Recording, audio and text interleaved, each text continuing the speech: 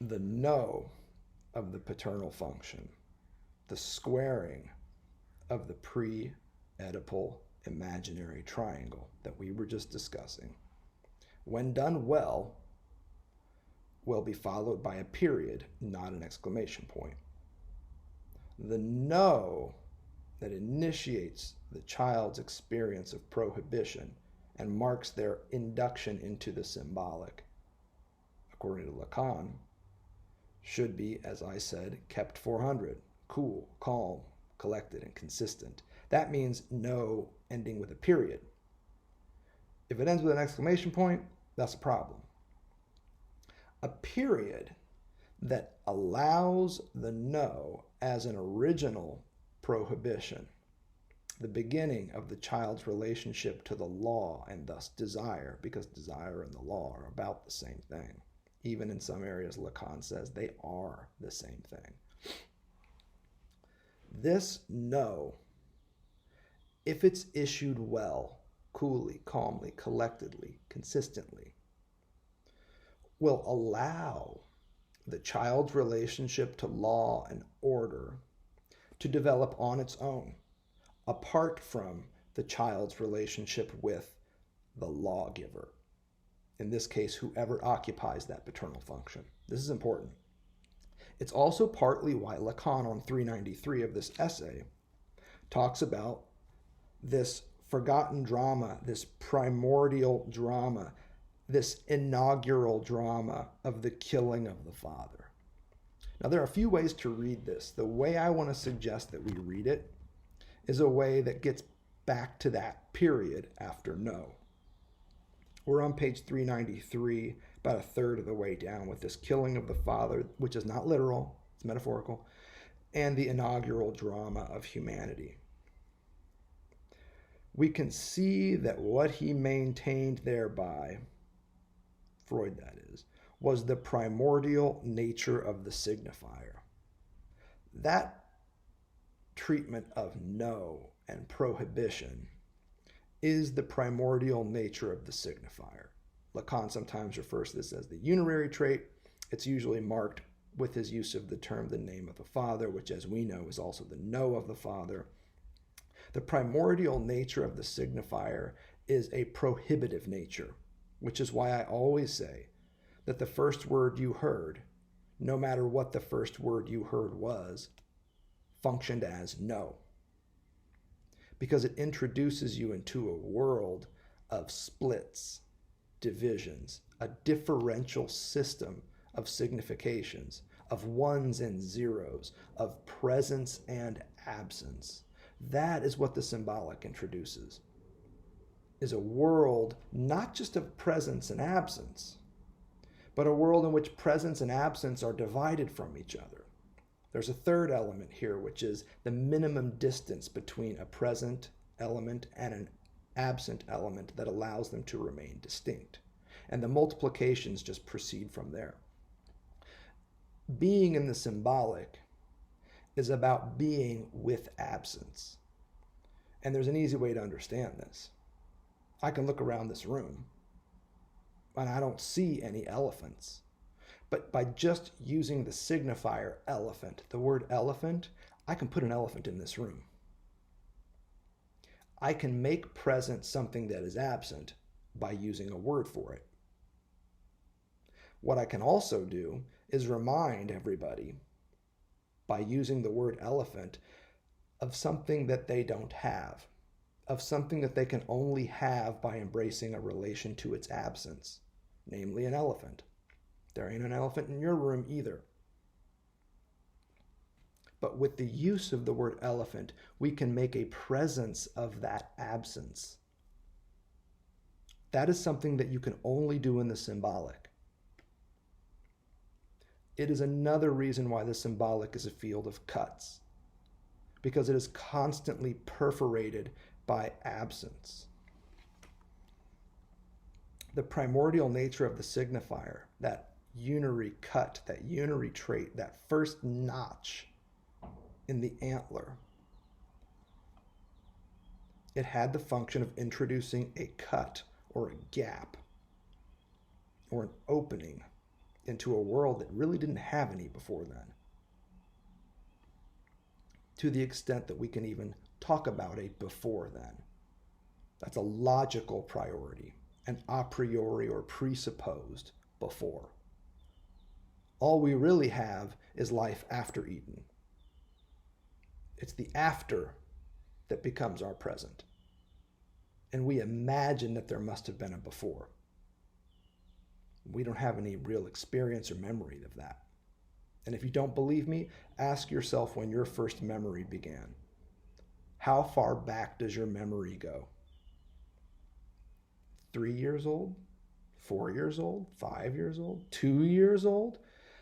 However far back you can trace your memory, I guarantee that you were born a while before that.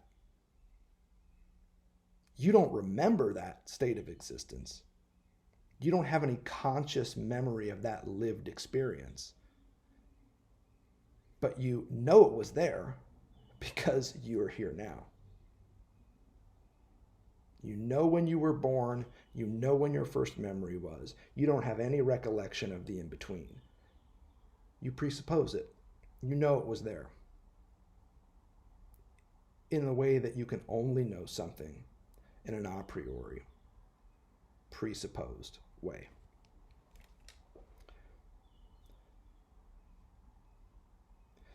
The primordial nature of the signifier as prohibition, as no, is represented by paternity.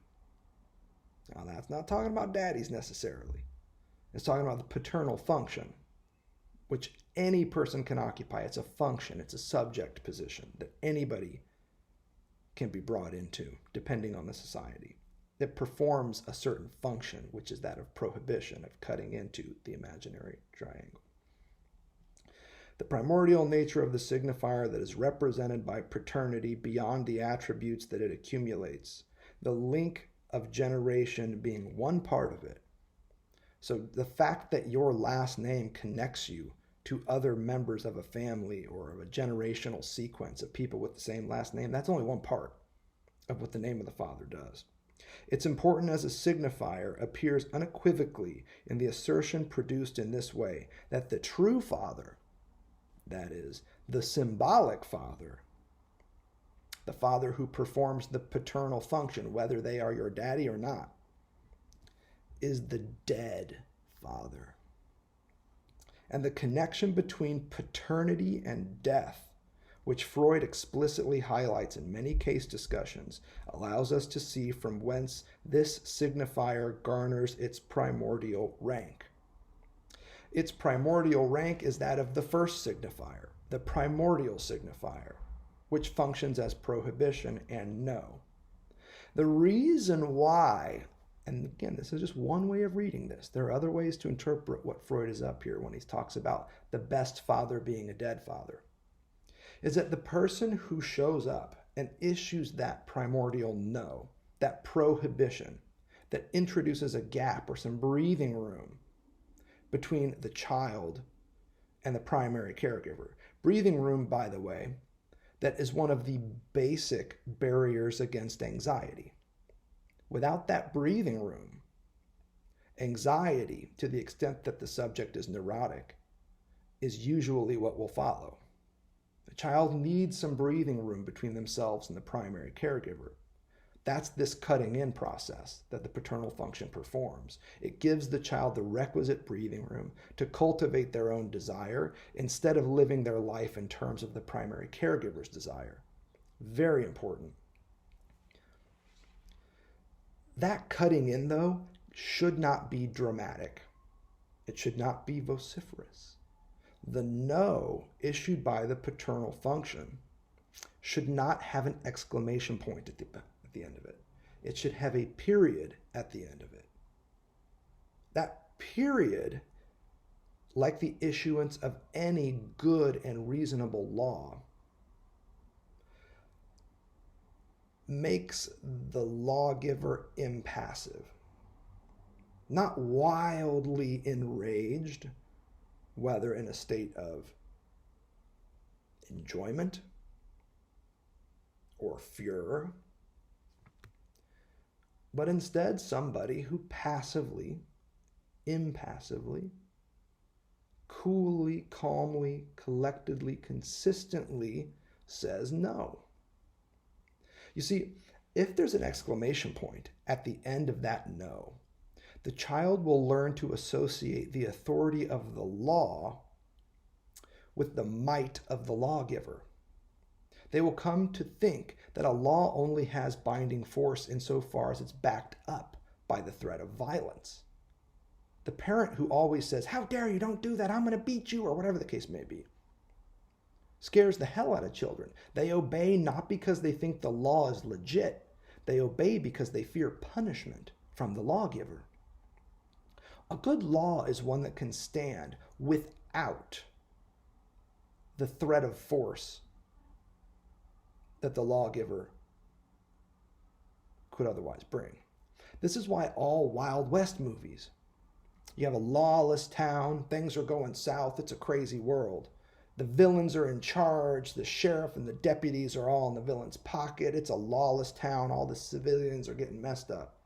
And out of the desert comes the lawgiver, the lawbringer, this Wild West hero who shows up, regulates, typically falls in love with a child and or the mother, sets the town aright, kicks the villains out, killing most of them along the way, introduces law and order by appointing a sheriff who gives them the nod to say, "I've got this from here," at which point the hero doesn't stay, doesn't settle down, certainly doesn't become the sheriff. No, they leave. The hero rides off into the sunset, which is the best demonstration that the law that they have introduced is authoritative, sound, and reliable, because it doesn't need the barrel of a gun to back it up anymore. The town has got it from here. A good law, like a good no, is one that can stand on its own after a while and doesn't require the barrel of a gun behind it. That's the reason why the hero rides off into the sunset. Riding off into the sunset is kind of like a metaphor for death. They go and they don't come back, not unlike when you die. So the lawgiver you see in these shows and movies is usually pretty cool under pressure. They are impassive, they are calm, they are collected, and they are consistent in their regulating of that town. And they don't sprint into the desert. They usually saunter into the desert. The horse is not heading out at full tilt. The horse is just trotting along, presumably on the way to the next adventure, hence the sequel, but metaphorically here, really on the road to death.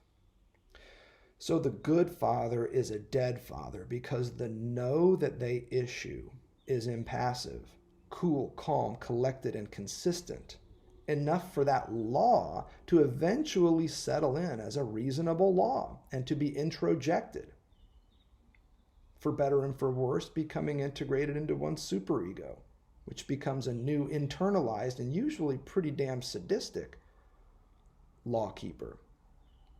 But the original lawgiver, that third party that cuts in, they get to leave now. Their job here is done, so to speak. They pronounce the law as though they are dead, and once the law has been issued, the way is prepared for their own